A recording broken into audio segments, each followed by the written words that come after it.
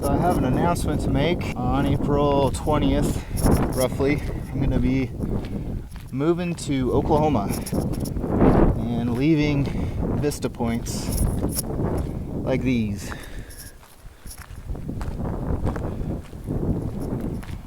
No mountains in Oklahoma. There's a few small ones, but nothing like in Oregon, so I'm giving that up. But UPS just doesn't have any hours for me right now, so I had to take a opportunity to work out in Oklahoma doing some of the oil field work that I used to do.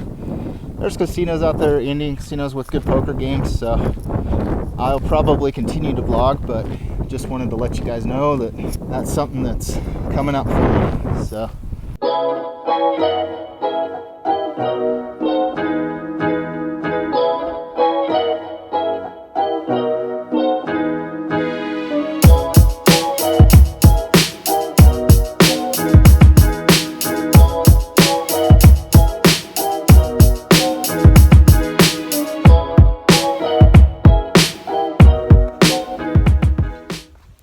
So tonight we're going to play the tournament at the Medford Poker Club. It's a little bit different setup. I usually play a $25 tournament, but tonight's a $50 tournament with a $10 add-on.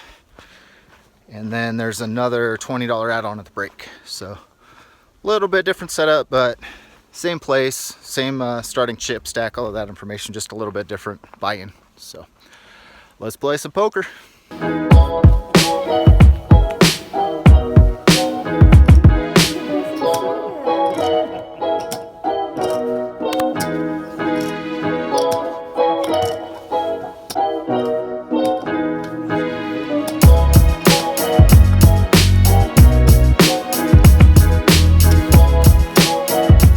In this hand, the blinds are at 100, 200. We're at the beginning of the tournament.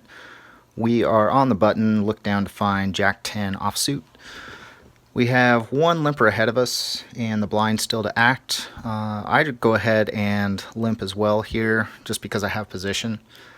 And the small blind and big blind both call. The flop comes out 6-2-2 rainbow. It checks around to me, and so I just go ahead and make a bet in position of 500, and everybody folds. I do accept cash, credit cards, whatever you got. This hand is a good example of how I should have played my cards differently. It's folded around to me on the button. This is usually a really good place to just raise, and instead I limped on the button, and both the small blind and big blind call as well, so we go three ways to a flop. Flop comes out with all clubs. Both the small blind and big blind check, and I try to do the traditional position bet. I bet 2,000 into a pot of 2,400. Both the small blind and the big blind call my bet. The turn is a brick, and the small blind leads out, the big blind calls. At this point, we're not getting anybody off their hand, so we have to fold. So this was just an example of a hand that I played poorly, which is something that I can learn from.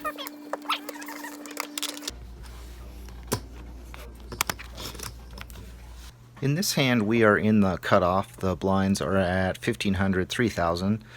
We look down to see ace-10 off. We have a little bit over 10 big blinds, but the player in the small blind likes to see a lot of flops with a really wide range of cards. He'll play hands like 7-3 suited. So I think we can get some value here. So I raise to 7,500, and sure enough, he calls. And we go heads up to the flop. The flop comes out 10, 6, 7 rainbow. And rather than making a small continuation bet with what I have left in my stack, I decide to go ahead and shove. The player in the small blind tanks, and he thinks for a really long time. He is obviously on a draw of some sort. He's talking through what he thinks my hand is, and he eventually folds and reveals that he had an 8 for a gut shot. So we end up winning a nice little pot here. In this hand, we're in the small blind. The blinds are at 2,000, 4,000. However, the big blind is already all in for 1,000. The player in the under the gun position limps in for 4,000, and it folds around to us in the small blind, and we look down to see king, queen suited. So we raise it up to 10,000, and the under the gun player calls. So we go three-way to the flop with side action between the under the gun player and I. The flop comes out queen 10-3 with two clubs. The under the gun player checks, and I go ahead and shove my remaining 30,000. And this is the player we played against in the previous hand who likes to chase his draws. He hates giving up a draw. He tanks for a while again, but finally decides to fold. We turn over our cards showing top pair with good kicker. The all-in player turns over his card for ace high, and our hand holds up, so we take down the entire pot.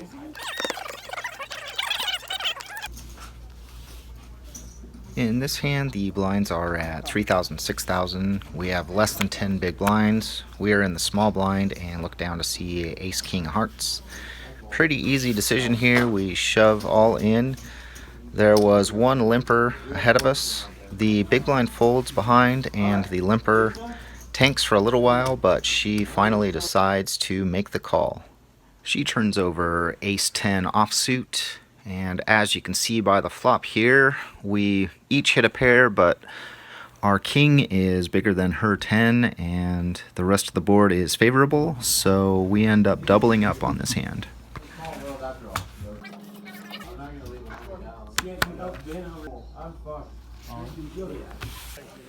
At this point in the tournament, we are three-handed. I have the chip lead by about 5 big blinds. The player in the dealer position has about half of my stack, and she decides to shove all in. We're in the big blind, and we look down to see ace queen. I think it's a fairly easy call here. She's probably shoving with any ace, so we go ahead and make the call. And she turns over ace 10.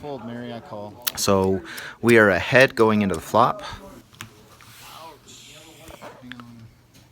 Unfortunately, a 10 comes out on the flop, and we do not improve on the turn or the river, so we lose about half of our stack on this hand.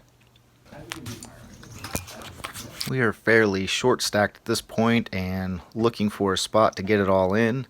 We're on the button and see a king, so we shove. Unfortunately, we run into ace king, and the board runs out, and we do not improve. So we are out of the tournament. We were three-handed, but only first place paid, as there were only 8 players during the session.